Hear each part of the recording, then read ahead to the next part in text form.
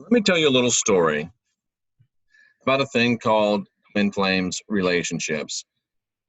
And let me ask a question that has haunted me, quite frankly. And the question is, are twin flame relationships the return of Hosea's Gomer? And most of you don't even know there's a book in the Bible called Hosea. And most of you don't know that he was married to Gomer. Even among Bible students, Hosea is called a minor prophet. And boy, it's been a long time, but Hosea, Jonah, Amos, Obadiah, Jonah, Micah, Haggai, Zechariah, Malachi. And you notice I looked up and to the left because that's where you look when you're remembering things. Little NLP for you there. But it sticks with you. And I want to talk to you about Hosea. I want to talk to you about Gomer. And I want to talk to you about implications possibly into the twin flame relationship. And we got notes, ladies and gentlemen. We got notes. And the one thing, before I talk about Gomer, the one thing that I should have, well, about 9 months ago, I was very nonplussed about the whole idea of twin flame relationships. I didn't know anything about it, and what I did know about it, I thought it was silly. I thought it was extreme. I thought it was, just thought it was kind of sensationalistic and dumb. And one of the reasons why I thought that is because it was the toast of the town. It was the belle of the ball. It was a thing that everybody's talking about, everybody believed in, everybody supported. And I'm coming to you, by the way, in a fasted condition today, ladies and gentlemen, starting a fast. And it's interesting. I'll just share this with you because we know each other and you know the journey that I've been on. I was in a restaurant last night picking up something, and I looked up, I have those security monitors. I looked up, and I saw myself there. I'm like, ooh, who's that skinny guy? Because the last time I remember being in a place like that, I looked up, and the guy I saw wasn't a skinny guy. So thanks to Jay Campbell, and thanks to Jeffrey Daugherty for doing the work to get myself to that place. So again, I'm into another realm of fasting, another regimen of fasting. And one of the problems I have, and I'm just asking the question, is the twin flame genre, scenario, phenomenon, is it a deception? Is it completely a deception? Is it partially a deception? Is it something that we should be very careful of? And of course, having just been through something like this, I think I can speak to it with some level of expertise. But the first thing that really bothered me about the twin flame is that everybody believes it. Everybody thinks it's great. Everybody thinks it's fantastic. And anything that everybody thinks is good and great and powerful, and why am I not plugged in with my microphone? Well, anything that everybody thinks is great and powerful and fantastic, I immediately begin to question, because most people are wrong. Most people are not right, and usually truth, that is real truth, doesn't usually get embraced by most people, by the bulk of people. I know that's a rather cynical way for a very optimistic guy like me to look at things, but that's just the way that it is. And everybody is after and believes in this twin flame thing almost. And that's one of the reasons why I doubt it. But this came to me just before I was going on air to broadcast this, actually to record this, because I'm still in YouTube jail. I remembered that one of the prophets was instructed by God, the Lord, Yahweh, Jehovah, rat bastard, to take a wife that was very bad for him. This wife was unfaithful and adulterous. And don't think that I'm drawing the correlation to my experience or any of your experiences in relating adultery and unfaithfulness, as I'm not. It's just the fact that I know that some of you know Hosea and the story of Gomer, and you would have related it to that, so I want to give you a disclaimer that that's not at all what I'm saying. But the Lord, God, told Hosea to take a wife that was an adulteress. He told Hosea to take a wife that was bad for him. So why in the world would God or the Lord tell Hosea, whose name is salvation, that's what his name means, salvation, in Hebrew. So he told this guy named Salvation, told this guy who, his name essentially means righteousness and wholeness and goodness. He told him to take a wife that was a whore. That, I'm not making it up. I'm not casting aspersions upon Gomer. You can go to Hosea chapter 1, and it says that she was a woman of whoredoms. And apparently it looks like she was not a very careful whore, because she would get pregnant with other men and leave Hosea to be the daddy to all of these babies. So the fact that Hosea would do this, or the fact that the Lord would do this to a man that was called righteousness, a man that was called salvation, is to me very puzzling, and is to me exceedingly problematic. And if it's possible that the Lord is causing people of faith, people of salvation, people of righteousness, such as Hosea, to enter into relationships that are not good for them, I have to ask the question, and I have to wonder, and I have to raise the alarm. I've been waxing prophetic the last couple of days. I did a very prophetic video about the Valley of Dry Bones. I encourage you to watch that. And this is another prophetic video about those of you that are really faithful people, those of you that really are part of this mission to go out and change the world. I'm encouraging you to be super careful about the relationships that you enter into, especially the intimate ones. Make sure you're not getting hold of a Gomer, and that just means a person that's not good for you, a person that's going to detract from the mission. And they don't have to be a bad person to detract from the mission. We are the last generation of real humans. We have to get busy. And if you find a great relationship with a great person that helps you in your mission, that's what we're all looking for. I mean, I wasn't looking for that. I thought I had found it. Maybe I did, maybe I didn't, but it didn't work out, at least for now.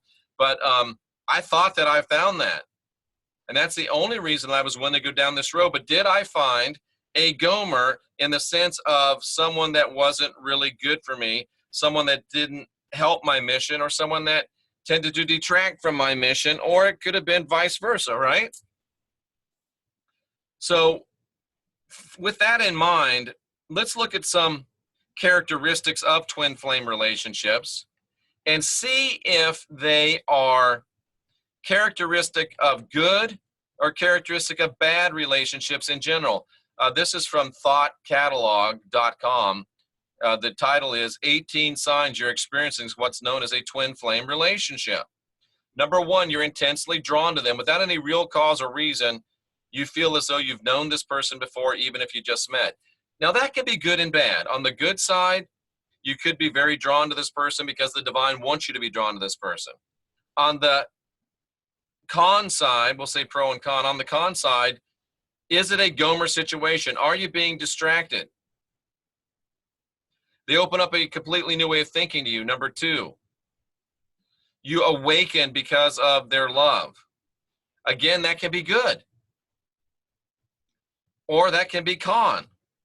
Are you being awakened to ideas that really aren't yours? Are you being awakened to ideas that don't serve the mission? Or are you being awakened to ideas that do serve the mission?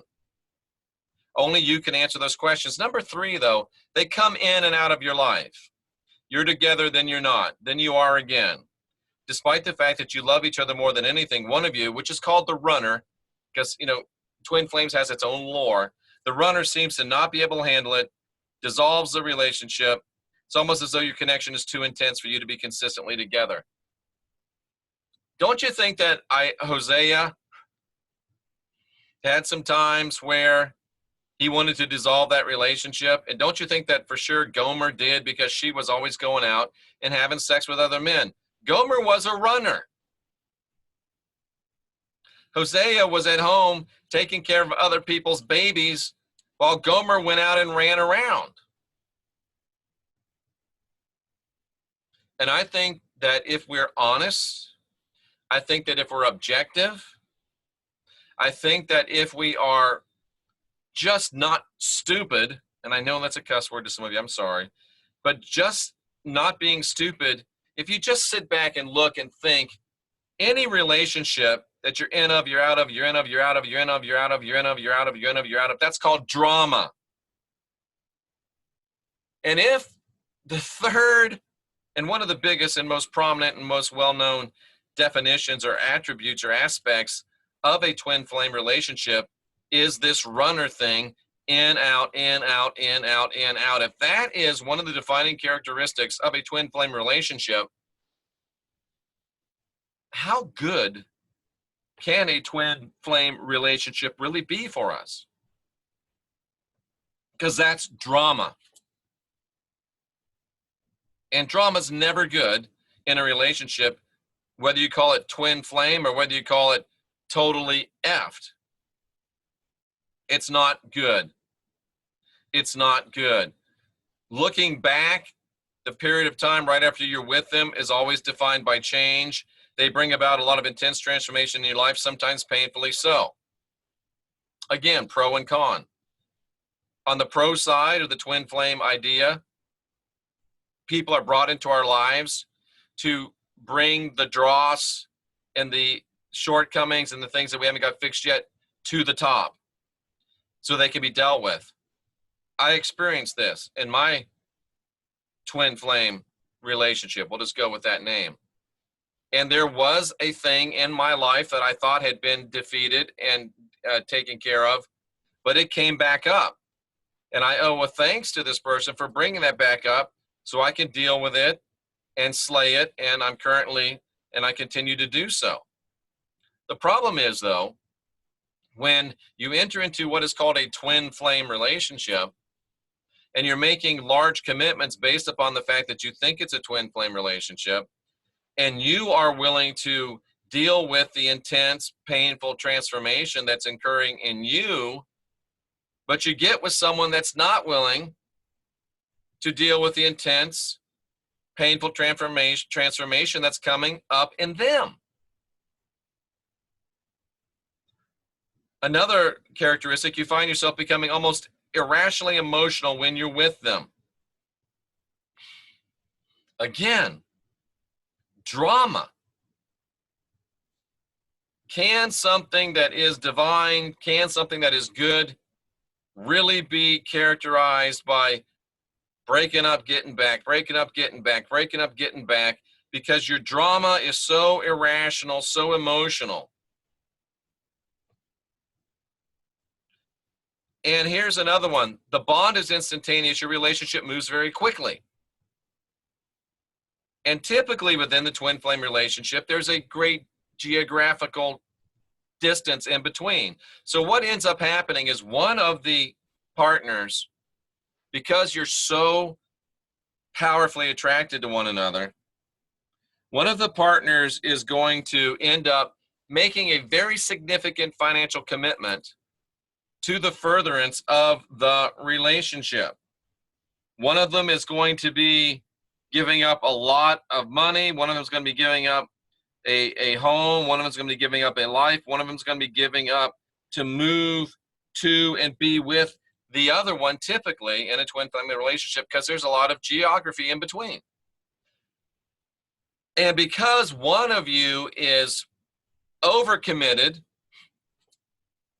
or at least has more skin in the game. Remember my old analogy between the bacon and egg breakfast? The chicken is involved, but the pig is committed. If you're the pig, it's not so great. If you're the chicken, it's a lot easier to deal with.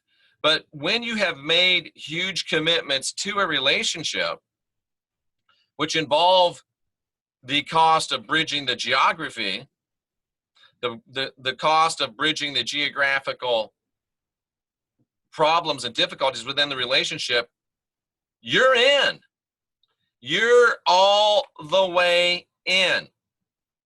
And when you're all the way in and these irrational emotional feelings come up, when you're all the way in and you see these things that are in you that are coming up that have to be dealt with, and the other person has them coming up and they have to be dealt with, if that other person decides they don't want to deal with them anymore, you're the pig. you're there, cousin. And you begin to do things and allow things and abide with things that you wouldn't normally. What you begin to do, ladies and gentlemen, is paint red flags green. And all of us at the beginning of a relationship, if the relationship is not really conducive to us, we'll see red flags. But many of us want to get out our spray paint green and paint the red flag green. Oh, it's okay. I can deal with that. And the dynamics of a twin flame relationship, the huge, intense emotions, very positive. The huge, intense connection, very positive. And the fact that most of the time you'll move very quickly into a cohabitating situation through a twin flame. It creates pressures and it creates stresses and it creates dramas and it creates an imbalance of commitment. It creates a pig and a chicken and a bacon and egg breakfast scenario. And that in itself has its own challenges. You have an incredible passion for this person, and there's also an equal amount of worry and uncertainty. Again, is that healthy? No. But the very dynamics of a twin flame relationship tend to produce this. You're more than just lovers. You're very deeply and intensely connected. You're pulled back to them in one way or another. Again, that's drama. That sounds like attachment. That doesn't sound very healthy. Your relationship will be tumultuous at times. Typical of a twin flame relationship, drama. Is that really good?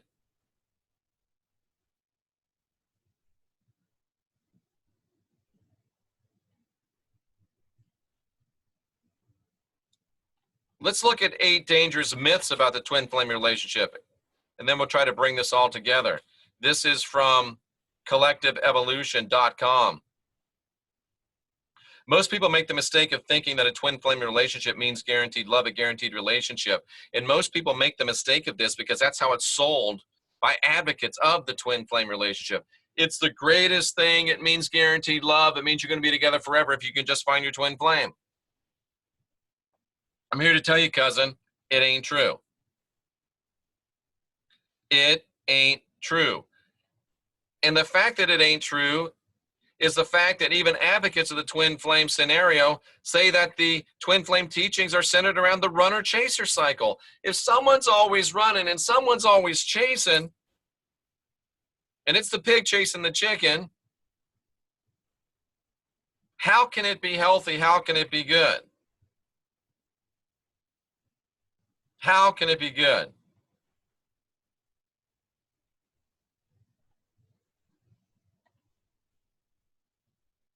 Just looking through these a little bit. A twin flame is always a romantic relationship. Maybe, maybe not. Your twin flame is guaranteed to work, and if it fails, it was a false twin. Twin flame relationships will run smoothly from the time you meet. They're almost guaranteed not to run smoothly because of the dynamics that they create. You'll be happy when you meet your twin flame. The dynamics they create often make that not the case.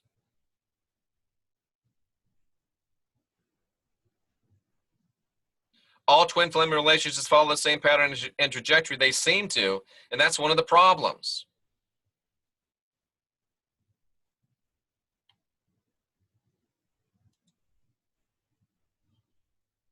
Is the twin flame scenario a myth? And is the twin flame scenario sort of an addiction? It promises us princes and princesses and happily ever after. But the very dynamics of it means that it won't deliver. It can't deliver that. From experience, ladies and gentlemen, and this is by way of warning for you, from experience, ladies and gentlemen, from experience, the twin flame relationship is the nouveau thing in the new age. Everybody loves it, thinks it's great. That worries me. The true twin flame relationship has a power all its own. It's all encompassing. It's almost consuming. It's almost like an addictive thing. It has its own lore, runner, chaser, distance, age, all these kind of things. And remember, folks, a flame burns, and burns don't feel good. Now, a flame can also warm. And I think in a lot of the twin flame scenarios I've read about, I've seen about, I've heard about, and even in the one that I experienced, it can be very, very distracting, almost like a possession. It's all you think about, it's all you are focused on, and it detracts from your mission. It encourages you to overlook red flags, things that you normally wouldn't abide. It usually crashes and burns. I've seen more fail than I've seen succeed. It costs lots of resources financially to bridge the geographical gap. It also consumes a tremendous amount of mental and emotional resources. Are you ready to spend most of your time transmuting energy? It is addiction-esque, in my opinion. It distracts from the true twin flame. And the true twin flame is twofold. The true twin flame relationship is you melding with your higher self. And the secondary part of the true twin flame relationship is your masculine and your feminine sides melding together. Those two things are the true twin flame. And if all you're worried about is trying to get this high drama relationship to work because you think it's a twin flame, you're going to mess up both of those things.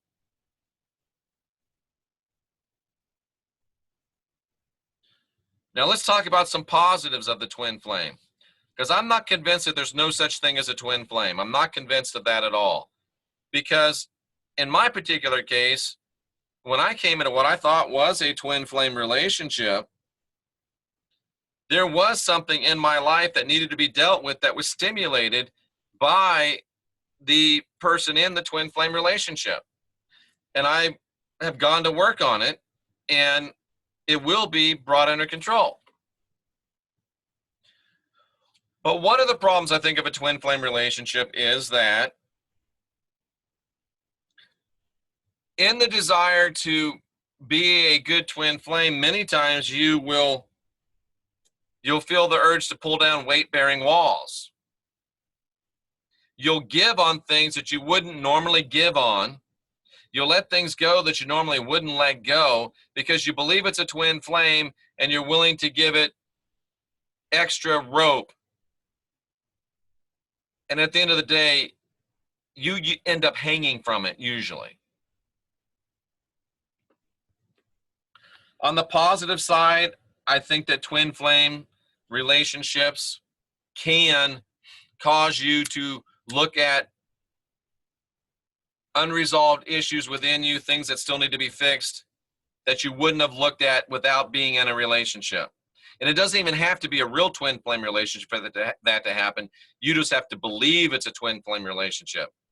Whether mine was or whether mine wasn't doesn't matter. I thought it was. So I was willing to allow something to come up in me that I thought was already slain, a dragon that I thought was already slain. And I'm working on it, and it will be slain. And it wouldn't have happened if I hadn't allowed myself to believe this is a twin flame relationship. I'm going for it. Now, the bad part of that, or the con of that, is if you get into a situation where you're willing to do what you got to do and the other person's not willing to do what they've got to do, then it can be a problem for you, especially if you're the one that has bridged the geographical gap and made the sometimes significant financial, it's always significant, financial investments to that, because again, that puts you in a place where you will put up with things you wouldn't put up with. You'll paint red flags green, and you'll put yourself into a Gomer-esque situation, not necessarily about impropriety and sexuality. That's just an extreme case, but just in things that you would normally do, just in things you would normally allow. And the fact that they move so fast And the fact that usually one of the partners has moved geographically and spent financially to make it happen, and the fact that they tend to be high drama and high emotion. So you got high drama, you got high emotion, you got moving too fast, you got financial stresses and pressures, you got one person overextended, you got a chicken, you got a pig, you got people painting red flags green. That sounds like a recipe for disaster, ladies and gentlemen. It doesn't sound like anything divine to me. I'm just being honest with you and just speaking with you frankly. If I was part of the New World Order, if I was assigned the job of getting the most spiritual, the most dedicated, the most mission-oriented people in the world off of their game and to get them out of the game, to get them to a place where they're not able to be effective anymore, twin flames is exactly what I would come up with. Because folks, I don't care if you're like I was 9 months ago, I found the one and I'm him. I'm going to be single the rest of my life. No worries about it. I'm ready for it. I've accepted it. That's a dangerous person. They're focused. They're driven. They're 100% mission oriented. And if you can get it, but still, we all want to be loved. And each one of us that is in true spirituality, and I don't say each one of us, but I've never met, if you're out here and you don't agree with this, I've never met you. Every one of us, even Derek Bros, who talks about just wanting to live in a cave and just be a monk and just not be bothered. Even Derek Bros, the global witness, was not immune to the hope and the desire and the dream, really, of having a romantic counterpart come into your life to supplement and to make your mission more effective. I wasn't immune to it either, nor should we be immune to it. I'm not saying become a monk, become a nun, don't allow romantic relationships into your life. But what I'm saying is think hard. Don't buy the twin flame phenomenon just because everybody's buying it. In fact, that's a good reason not to buy it. Don't allow the dynamics of a twin flame relationship cause you to move too quickly. Voice of experience here, ladies and gentlemen. It doesn't matter how good and wonderful and great it seems. There's no reason to get in a hurry because if it is really great and wonderful, it'll still be great and wonderful at a slower pace. Don't be too soon or too fast to be the one that bridges the financial/geographical gap.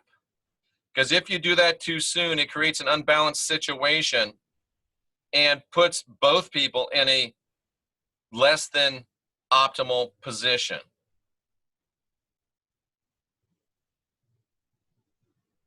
Now, in our situation, one of us was sold out the whole route, really willing to do whatever it took and work through whatever it had to be worked through for as long as it had to be worked through to make it happen. And one of us decided they'd had enough. And that's okay. You have to honor and respect that. And if you haven't bridged a geographical gap, if you haven't moved too fast, then that's much easier to deal with.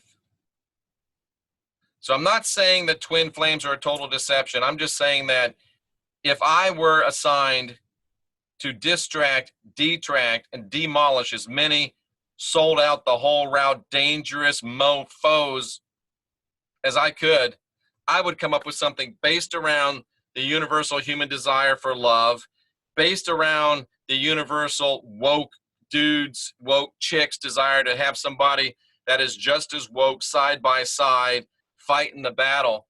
I would come up with something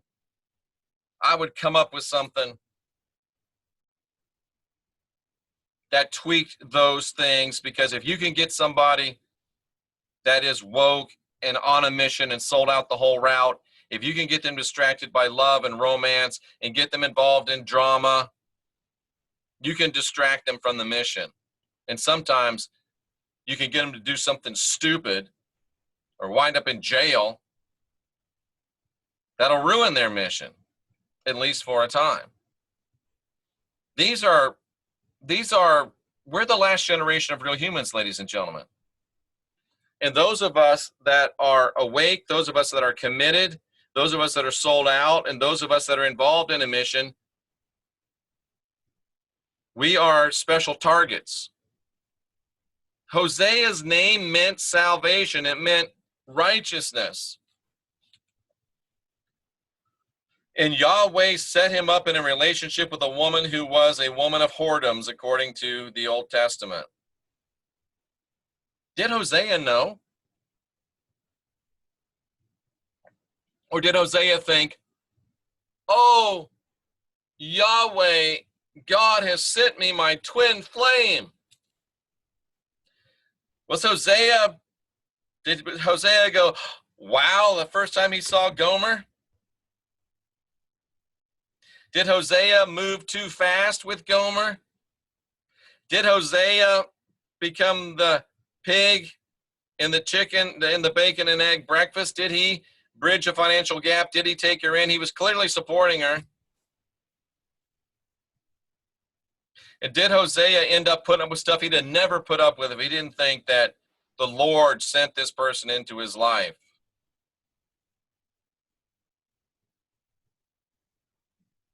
I'm not saying it can't happen. I'm just saying make sure it is happening.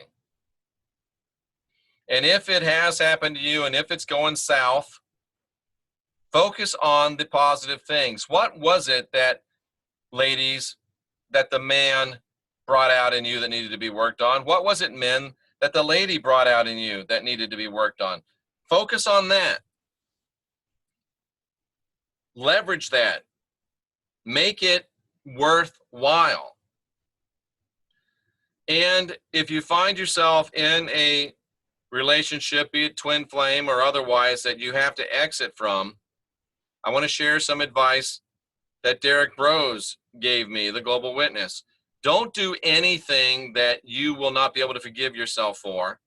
And don't do anything that could not be repaired. In other words, act in the way that the Master, the Christ, Jesus, the Messiah, whatever would want you to act. Don't do unto others anything that you would want them to do unto you. And don't do unto others things that you know that they wouldn't want done to them. Now, you have to do your business. You got to take care of business if you're separating households and things again. But don't be a jerk. Be a person of integrity. Maybe that's part of the lesson. Are twin flames a deception? Sometimes, without a doubt, yes. Are twin flames a tool that's being used to detract, distract, and decimate some hardcore, sold out people that are on a mission? Yes, absolutely. Are twin flames always these things? No, I can't say that. I don't care if you call it twin flame, twin game, twin lame. I don't care what you call it. Any relationship that's high drama, any relationship that's on, off, on, off, on, off, on, off, on, off, any relationship that moves too fast, it's no bueno, amigos and amigas. Sure, we all want love.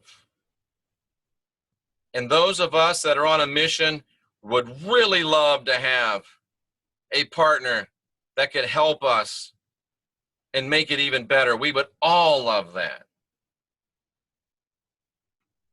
But let's keep our heads about us. Let's be open to the divine and to the universe, to Father, Mother, to the inexpressible ones bringing us into that type of a relationship.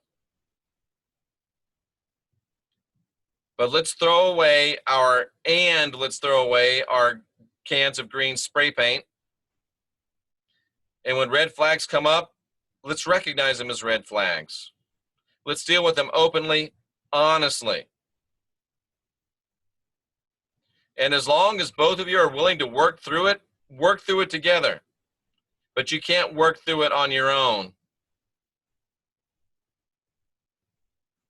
Twin flame, deception, the return of Gomer, the Lord trying to put more people of salvation, more people of righteousness with misaligned partners to distract them and destroy work. He's desperate, folks. He's desperate, cousins. He'll do whatever he can to slow down me. He'll do whatever he can to slow down you.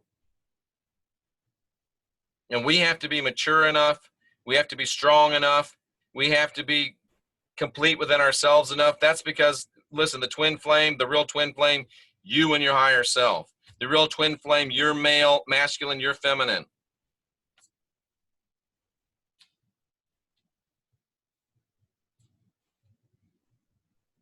Ask questions, question answers, guide your own spirit, master your own ascension, be your own guru, unindoctrinate yourself, create yourself, build a life you'll love.